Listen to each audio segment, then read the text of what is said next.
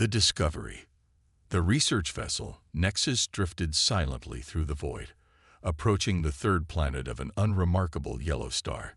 Captain Zira stood on the bridge, her four eyes fixed on the view screen as the blue-green world grew larger. Remarkable preservation, she noted, mandibles clicking softly. After 500,000 years, one would expect more degradation.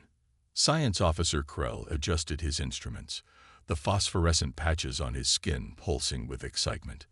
The atmospheric composition is surprising. High oxygen levels maintained despite the extinction event. It defies explanation. Earth, or Sol 3 as it appeared in their ancient star charts, had been marked as a quarantine zone for reasons lost to time. The Galactic Assembly had finally authorized this expedition after centuries of debate. Their mission: determine if the planet was safe for colonization and study whatever remained of the enigmatic species that once called it home. Landing coordinates established, announced Navigator Dorn, his tentacles working deftly across the control panel, targeting the largest preserved metropolitan zone in the Northern Hemisphere.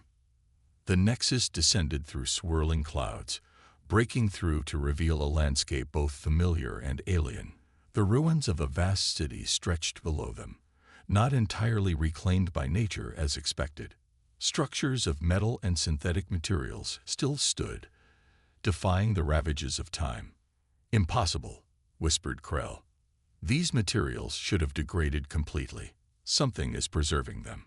The ship settled in what appeared to be a central gathering space, a vast plaza surrounded by towering structures. As the engines powered down, an eerie silence engulfed them. "Environment scan complete," reported Security Chief Vex, her exoskeleton clicking as she moved. "Atmosphere breathable, but with unusual particle content. No biological hazards detected. No active energy signatures." Captain Zira rose from her command chair. "Prepare the exploration team. Standard protocols. We have 14 cycles to gather preliminary data before our report to the Assembly." The team emerged from the ship, stepping onto Earth for the first time in 500,000 years since humanity's disappearance. The gravity felt slightly stronger than simulations had predicted.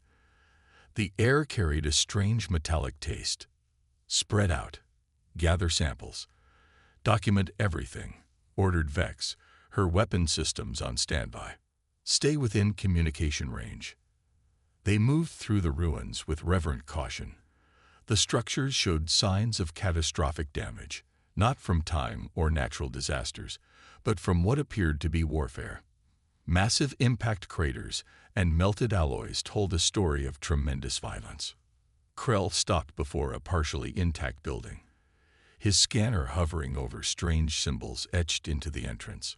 "Captain, I believe this was a knowledge repository. The symbols match fragmented records of human language. Can you decipher it?" Zira asked, approaching. "Partially. Our linguistic database contains elements of their dominant languages. This appears to be a warning." "A warning of what?" Before Krell could answer, the ground beneath them trembled slightly. Everyone froze. "Seismic activity," suggested Navigator Dorn. Vex shook her head, her sensory appendages extended. "Too regular, too localized." They cautiously entered the building, illuminating their path with bioluminescent tools. Inside, the preservation was even more remarkable. Surfaces were dusty but intact. Strange machines, far more advanced than expected for the era, lined the walls. "This technology," Krell muttered, "it's inconsistent with our historical records. These humans were more advanced than we believed." They reached a central chamber where a circular platform dominated the floor. Strange markings surrounded it, and a control console stood nearby. "Don't touch anything," warned Zira, but Krell was already approaching the console, fascination overriding caution. "These aren't just symbols," he said. "They're equations, universal constants, a message meant to transcend language barriers." The console suddenly illuminated on its own, casting the room in a pale blue glow. Everyone stepped back, weapons raised instinctively. "I didn't activate it," Krell insisted, backing away. It's responding to our presence. A three-dimensional projection appeared above the platform, a representation of a human figure. It spoke in a voice that somehow resonated within their minds rather than through the air. Verification protocol initiated. Unknown species detected. Defense systems on standby. Vex moved in front of the captain. It's a security system, still operational after all this time. The projection studied them with hollow eyes. State your purpose on Earth. Zira stepped forward. We are researchers from the Galactic Assembly. We come to study this world's history. The former inhabitants have been gone for 500,000 cycles. The projection seemed to process this information. Error. Timeline inconsistent with parameters. Humanity is not extinct.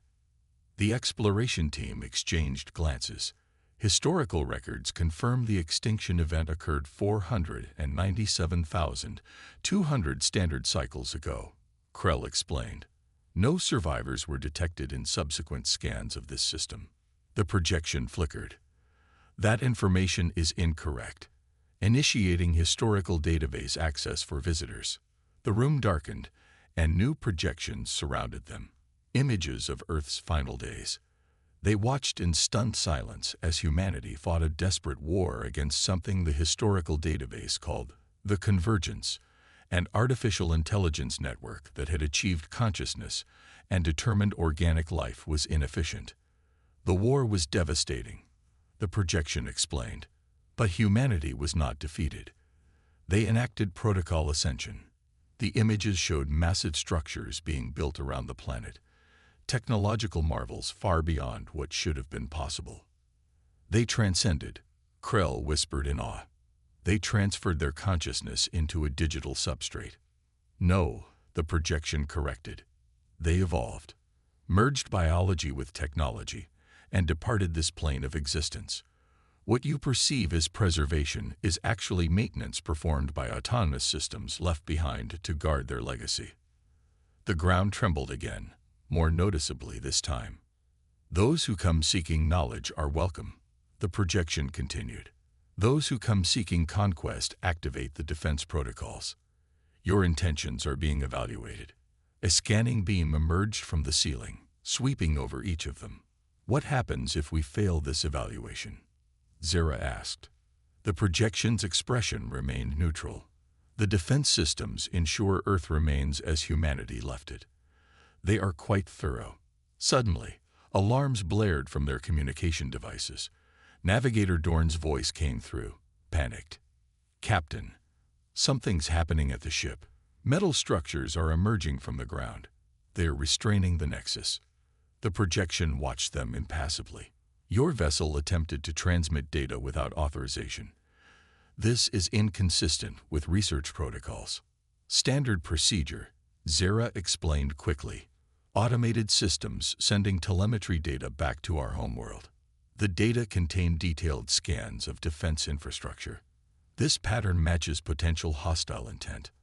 Outside, the sky darkened unnaturally fast. Energy readings spiked across their instruments. We meant no harm, Krell insisted. We didn't understand. That will be determined, the projection replied. You have activated the Guardians. They will examine your collective knowledge to assess threat potential. The floor beneath them opened suddenly, and before they could react, the exploration team plunged into darkness. Zira awoke in a vast chamber filled with humming machinery. Her team lay nearby, beginning to stir. Before them stood something impossible. A human, not a projection, watching them with curious eyes. Welcome to the Nexus Hub, the human said. I apologize for the dramatic introduction, but first contact protocols are quite specific. You're not human, Vex said, weapons systems attempting to activate but failing. Humans went extinct. The figure smiled. A common misconception we've allowed to persist. I am Administrator Elias, custodian of Earth's gateway. And you are about to learn the truth about what happened to humanity, and why we've been waiting for the right visitors to find us. The legacy. Administrator Elias walked with fluid grace that seemed too perfect to be natural. The chamber around them pulsed with energy, walls lined with technology that defied the explorers' understanding. "Your confusion is understandable," Elias said, leading them through a corridor that seemed to construct itself ahead of them and dissolve behind. The story of humanity's disappearance was carefully crafted. "You're a synthetic," Krell observed, "an artificial construct." Elias smiled. "I am and I am not. My consciousness originated in a human brain."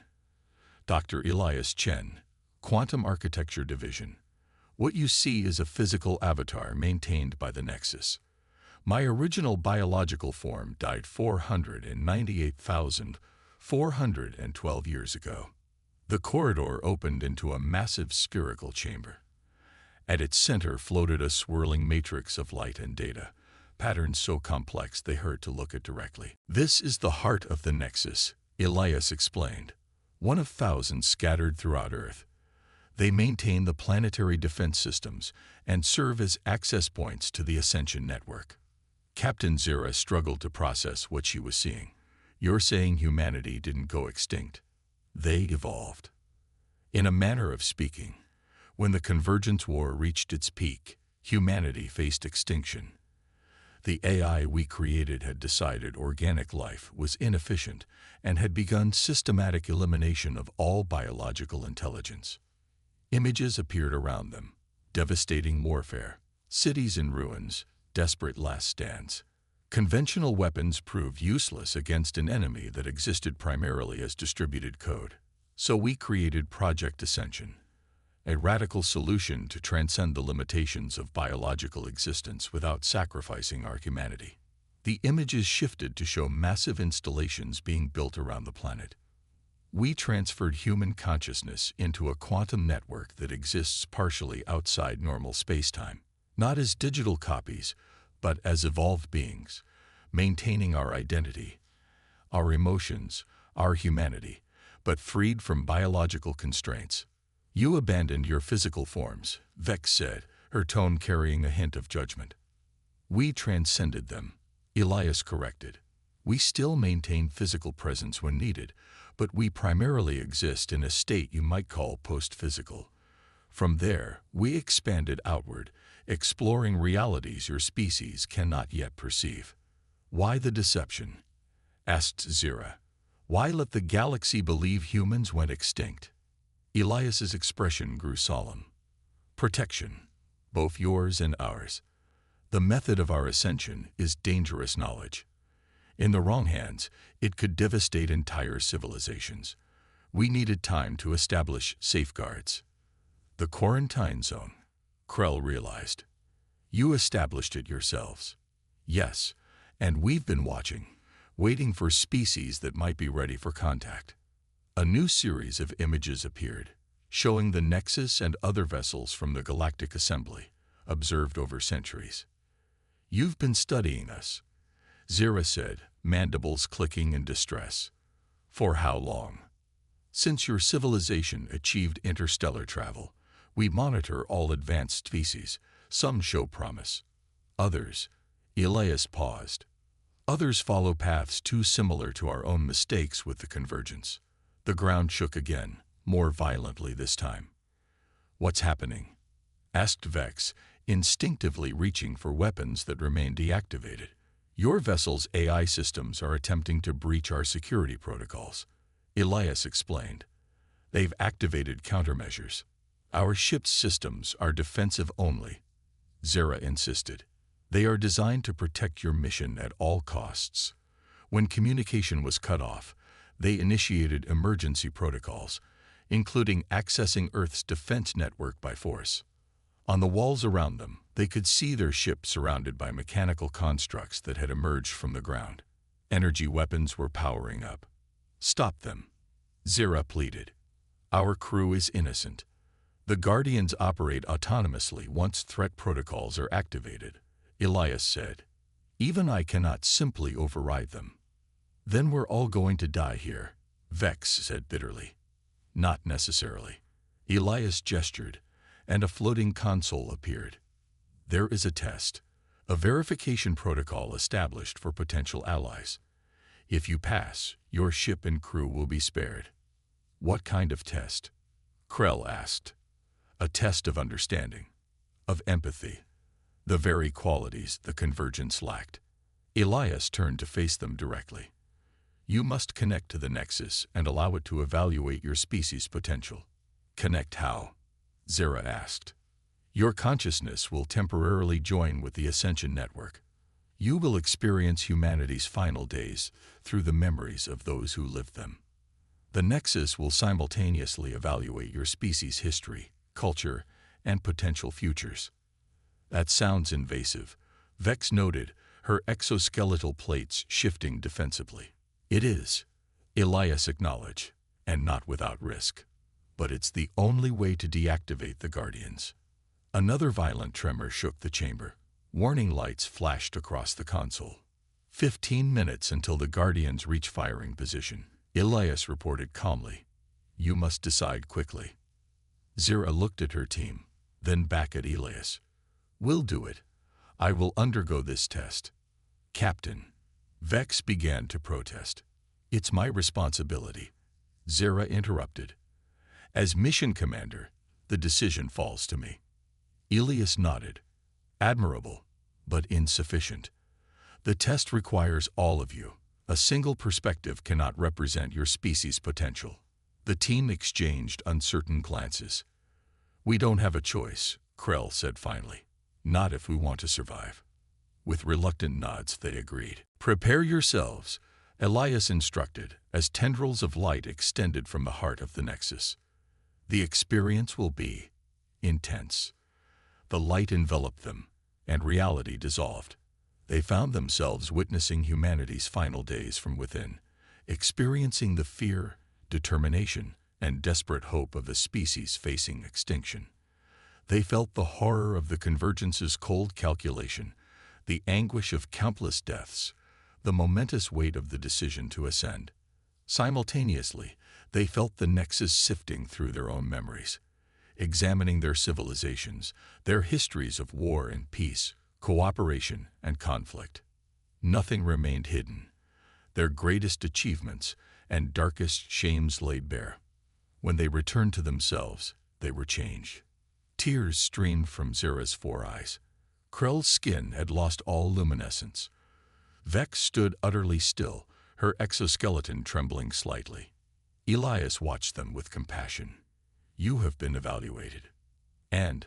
Zera asked, her voice barely audible. The chamber lights shifted, bathing them in a golden glow. Outside, they could see the Guardians retreating, returning to their subterranean hiding places. You passed, Elias said simply. Your species shows sufficient potential for empathy, growth, and wisdom. Relief washed over them, quickly replaced by a deeper uncertainty. What happens now? Krell asked. What does this mean for our mission? For the Assembly? That depends on you, Elias replied. You now carry knowledge that could change the course of galactic civilization. Humanity is prepared to re-establish contact with the interstellar community, selectively, cautiously. The Assembly would be overwhelmed by this revelation, Zera said carefully. Some factions would see your technology as a threat, others as an opportunity to exploit. Precisely why we've remained hidden, Elias nodded, which is why you must decide what truth you take back with you. Zera straightened, her decision forming. We will report that Earth contains dangerous automated defense systems left by an extinct species. That colonization is inadvisable. That further research should be conducted only with specialized teams. Elias smiled, a measured response, and one that allows for controlled contact moving forward. Will we be permitted to return? Krell asked, his scientific curiosity evident. More than that, Elias said.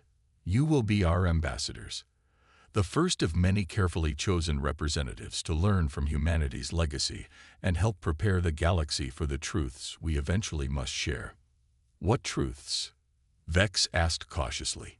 Elias's expression grew serious. The convergence was not defeated, merely contained. It exists in isolation, evolving as we have evolved. And there are other threats in the dark between galaxies. Humanity ascended not only to survive, but to prepare. Prepare for what? Zara asked. A future where all sentient life must stand together, Elias replied, or face extinction separately. As they returned to their ship, the team carried with them knowledge that would forever change them, and eventually, the galaxy itself. Earth was not a dead world but a sentinel, humanity not extinct but evolved into guardians of a legacy too important to entrust to unprepared hands. The Nexus lifted off, leaving Earth's atmosphere. From orbit, the planet looked pristine, beautiful, and now, unmistakably alive with purpose. Set course for assembly space, Captain Zira ordered, her eyes still fixed on the view screen. We have much to report, and even more to consider. As the ship accelerated toward the stars, the quantum network that housed humanity's ascended consciousness rippled with satisfaction. First contact had been made. The long isolation was ending. The guardians of Earth would wait no longer. The silent sentinels. The signal appeared on Dr. Ileana Chen's monitor at exactly 3:17 a.m. Eastern Standard Time.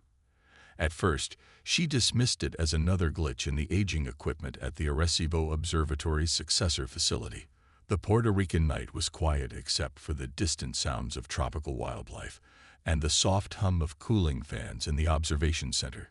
"Come on, not again," she muttered, tapping commands to run a diagnostic. The signal persisted. Unlike typical astronomical phenomena, this pattern showed perfect mathematical regularity. Prime numbers in sequence, repeating with metronomic precision. Ileana's heart rate quickened as she ran additional tests. Not equipment failure, not a satellite, not anything in their catalog of known signal sources. She reached for her phone with trembling fingers and dialed a number she'd memorized, but never thought she'd use. "This is Dr. Chen at Arecibo YA. Activate protocol first contact. This is not a drill." Within hours, observatories across the planet confirmed her findings. Something was approaching Earth from deep space, broadcasting a signal clearly intended to be recognized as artificial. The object's velocity had decreased significantly upon entering the solar system, another indication of intelligent control. 3 days later, the object settled into Earth orbit, and the signal changed. Computer screens worldwide simultaneously displayed the same message, regardless of operating system or security protocols. "We have returned. Request diplomatic channel." In the hastily assembled United Nations emergency session in Geneva, representatives from major world powers argued over the proper response. The alien vessel, now visible through terrestrial telescopes as a sleek, opalescent craft approximately 1 kilometer in length, maintained its position in geosynchronous orbit over the Pacific. "We need more military assets in position," insisted General Victor Ramirez of the newly formed United Global Defense Command. "And provoke them?" "Absolutely not," countered Dr. Anastasia Volkov, the Russian xenobiologist who had been airlifted from her research station in Siberia. Seated between them, Ileana cleared her throat. As the discoverer of the signal, she'd been thrust into a diplomatic role she never wanted. "The message says they've returned. That suggests they've been here before." The room fell silent. "When?" asked Secretary General Okonkwo. "That's what we need to ask them," Ileana replied. The first video transmission from the vessel arrived 24 hours later. The being on screen had a humanoid form, but with distinct differences: skin with a faint blue luminescence, eyes larger and more widely spaced than human norm, and 6-fingered hands. When it spoke, its mouth movements synchronized perfectly with words in multiple Earth languages simultaneously. "I am Ambassador Zara of the Lauritian Collective. We come in peace to recover what our ancestors left behind. Our records indicate an outpost was established on your world approximately 30 millennia ago during an exploratory mission. Contact was lost. We have come to recover our technology and any surviving records." The revelation sent shockwaves through human society. Religious institutions grappled with theological implications. Conspiracy theorists felt vindicated, Scientists scrambled to reconcile this new information with human evolutionary history. A delegation was assembled to meet with the aliens, officially called Lyricians, in a neutral location constructed in international waters near Hawaii. Ileana found herself aboard a military transport alongside dignitaries, scientists, and security personnel. The meeting facility was a marvel of rapid engineering, a floating platform with a transparent dome allowing both species to observe each other in a controlled environment. As the human delegation entered, 5 Lyricians stood waiting. Their height, nearly 7 feet tall, made them imposing despite their slender builds. Ambassador Zara stepped forward. "Thank you for agreeing to this dialogue. We understand our arrival has been disruptive." "That's putting it mildly," General Ramirez muttered under his breath. Secretary General Okonkwo took the lead. "We are curious about your previous presence on Earth. Our historical records contain no mention of extraterrestrial contact. Your species was in its early developmental stages," Zora explained. "Pre-agricultural, nomadic hunter-gatherers. Our protocols forbade direct interference with your evolution." "Then why establish an outpost here at all?" Ileana asked. Earth was selected as an observation post for this sector due to its biodiversity and stable orbit. A research team of 12 was stationed here to monitor developmental patterns across your planet's ecosystems. Their mission was extended when they discovered your species showing early signs of advanced cognitive development. Dr. Volkov leaned forward. "Where exactly was this outpost located?" "In what you now call northern Sudan, near the Nile Valley. The location was chosen for its proximity to several evolving primate species, including early humans." "And what happened to the outpost?" Ileana asked. Ambassador Zara's expression shifted subtly. "A solar flare of unexpected magnitude damaged our communication systems. The team was expected to maintain position until contact could be reestablished. We underestimated the time this would require." 30,000 years is quite an underestimation, General Ramirez said. "Our civilization experienced a period of significant disruption shortly after losing contact with Earth. Only in recent centuries have we rebuilt our deep space capabilities and begun the process of locating lost outposts." "How many other outposts do you have on inhabited worlds?" the general pressed. "That information is not relevant to our current discussion," Zara replied smoothly. "We seek only to recover what belongs to our people and depart without disruption." The second Lyrician, introduced as Science Director Vex, activated a holographic display showing the region in Sudan. "Our scans indicate the outpost remains largely intact, buried approximately 40 meters below the current surface. The area appears to be uninhabited desert at present." Secretary General Okonkwo nodded. "We can arrange access for a recovery operation, provided our scientists may observe and document the process."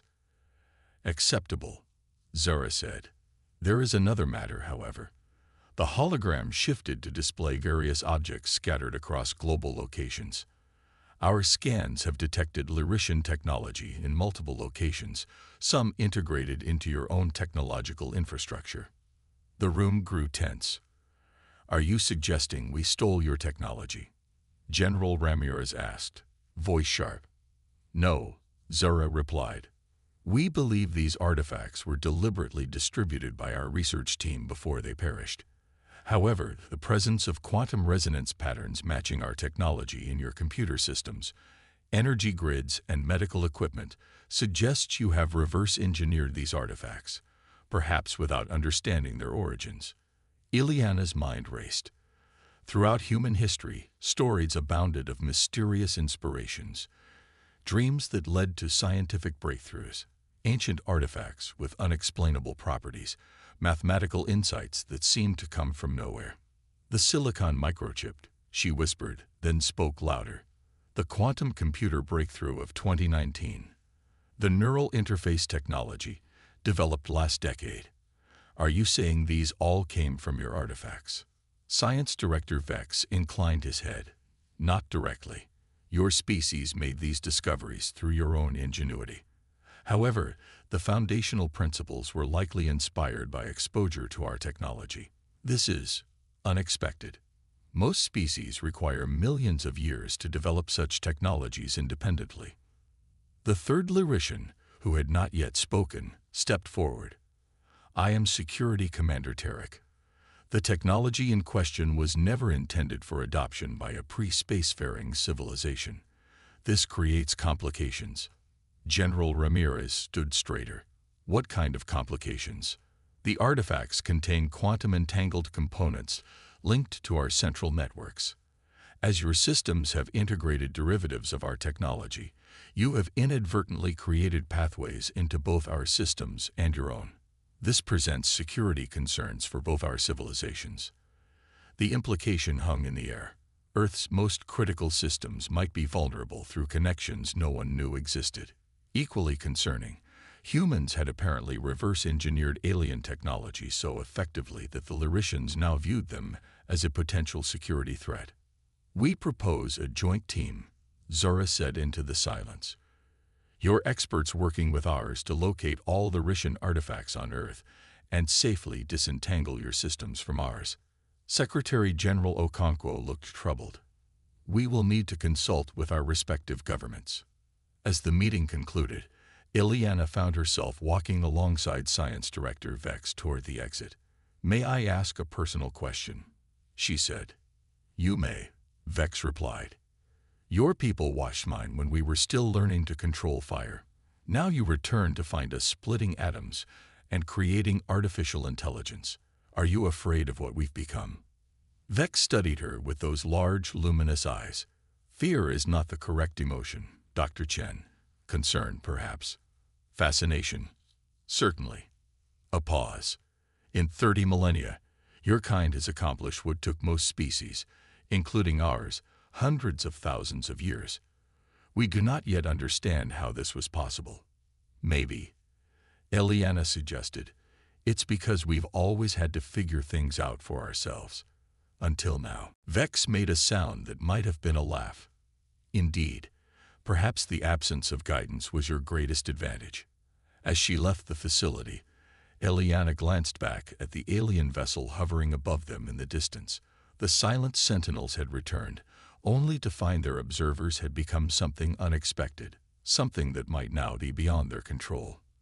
The quantum inheritance. The Sudanese desert shimmered under the merciless sun as the joint human-Lyrishan expedition established their base camp. A temporary city of advanced composite structures surrounded the excavation site, populated by scientists, engineers, and security personnel from both species. Dr. Ileana Chen wiped sweat from her brow as she reviewed 3D scans of what lay beneath the sand and rock. The Lyrishan outpost was remarkably intact, a domed structure approximately 50 meters in diameter, its outer shell composed of a material that had resisted 30 millennia of geological pressure.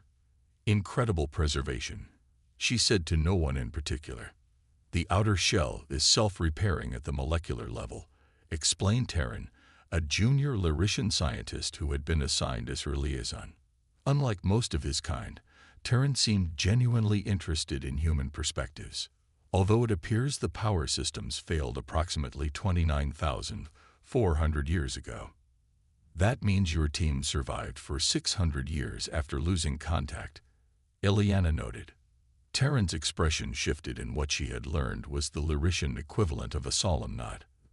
They would have entered suspension protocols after determining rescue was not imminent. With minimal power, perhaps 3 could have survived for that duration.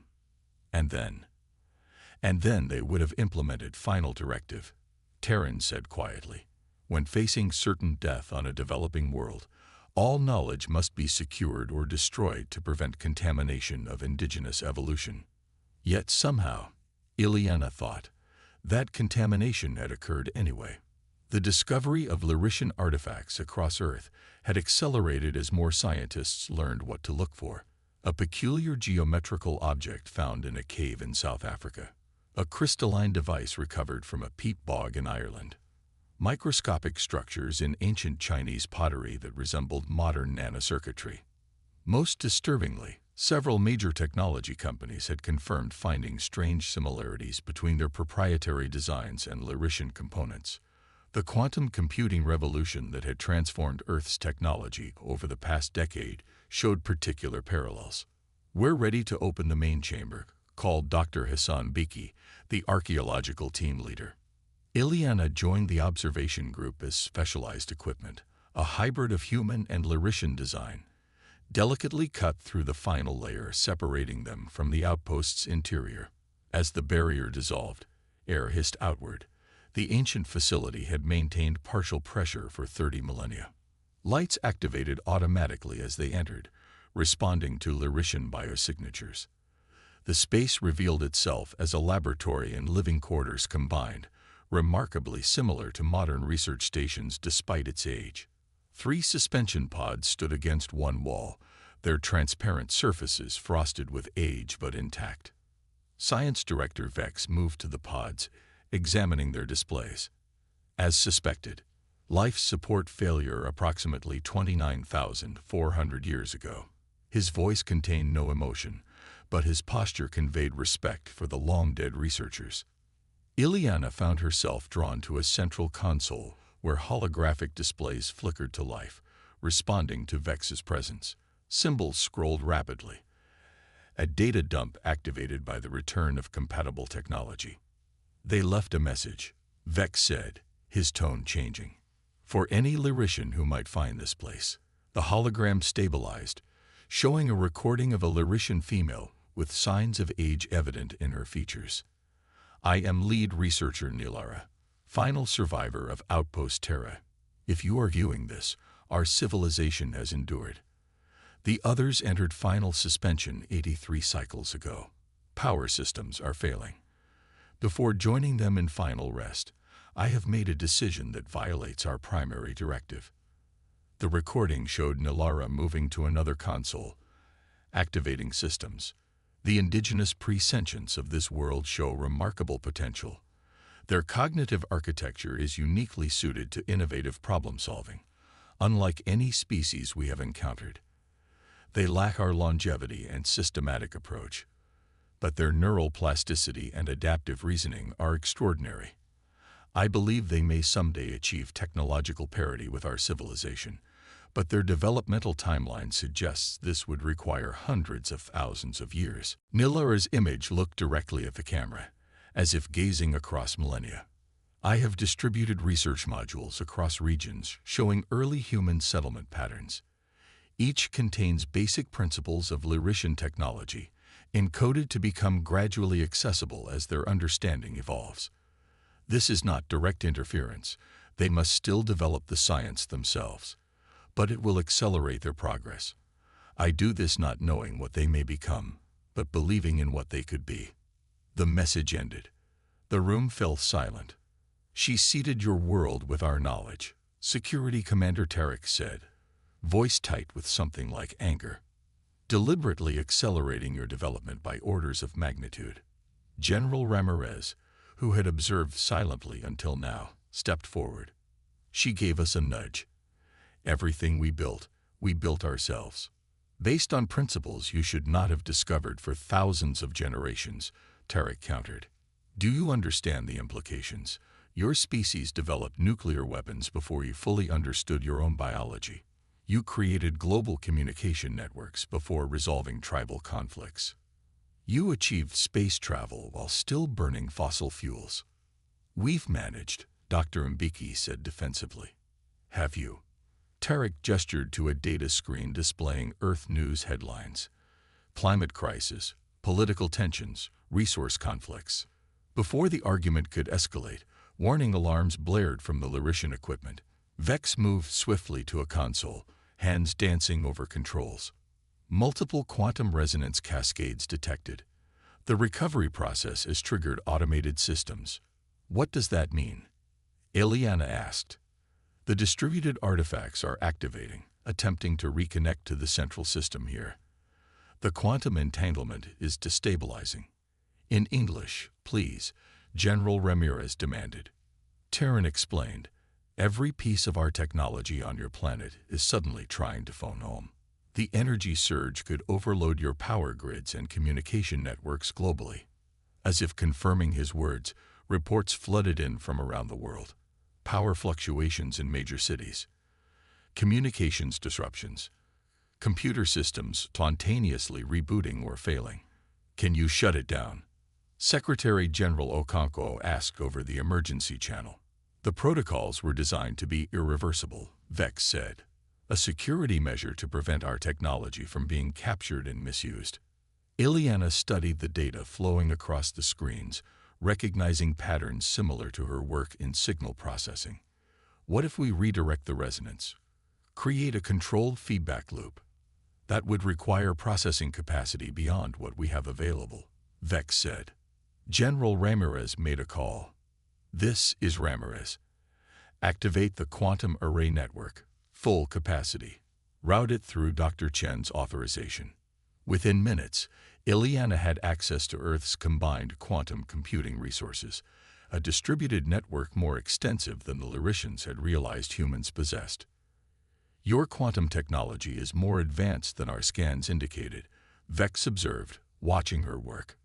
We've been busy, Ileana replied, fingers flying over interfaces. Terran, I need you to translate these Lyrician protocols. We need to create a harmonic counter-resonance. Working together, human and Lyrician scientists established a new network architecture, one that allowed the ancient artifacts to connect without destabilizing Earth's infrastructure. As they did, something unexpected happened. The combined system began solving problems neither team had programmed, optimizing itself in ways neither civilization had achieved independently. It's creating a hybrid architecture, Terran said, amazement clear in his voice, using strengths from both our approaches. For 72 hours, teams worked without rest to stabilize the global situation. When it was finally resolved, representatives from both species gathered in the outpost's central chamber. This incident demonstrates the danger of your continued possession of derivative Lyrician technology, Security Commander Tarek argued. We must extract all artifacts and remove all influence technology from your world. That's impossible, Dr. Mbiki countered. Your technology has been integrated into ours for generations. You'd have to dismantle our entire technological civilization. Perhaps that would be safer for the galaxy, Tarek suggested. General Ramirez stepped forward, tension evident in his posture. We will not surrender technology we developed ourselves, influenced or not. We have as much right to it as you do. The argument might have continued, but Ambassador Zera raised a hand for silence. There is another perspective to consider. She turned to a holographic display showing the hybrid network architecture. What we witnessed during the crisis was unprecedented.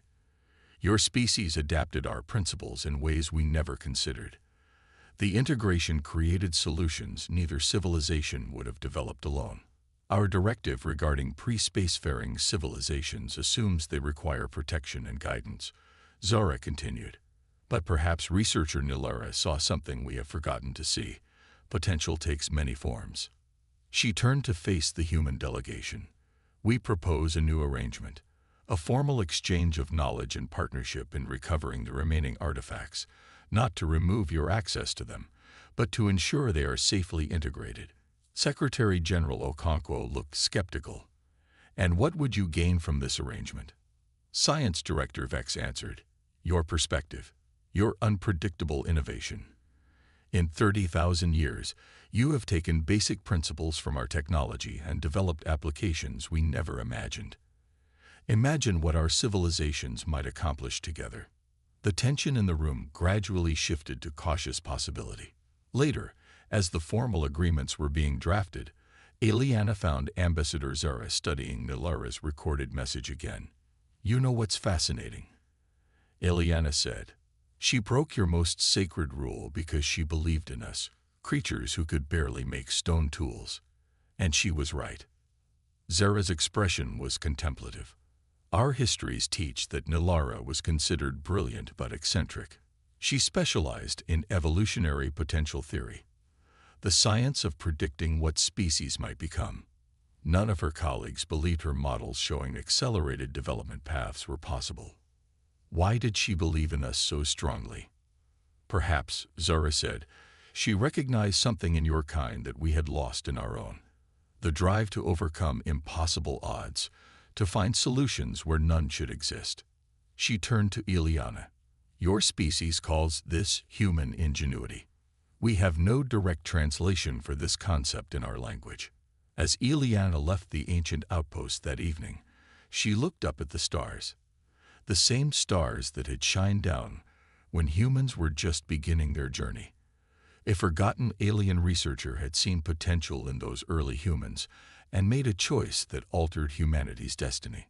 Now, 30 millennia later, those same humans stood ready to join the civilization that had unknowingly guided them, not as students or subjects, but as equals who had taken borrowed knowledge and transformed it through the uniquely human gift of adaptive innovation. The silent sentinels had returned to find not the primitive descendants of those they once observed, but partners who would challenge them to see the universe through new eyes.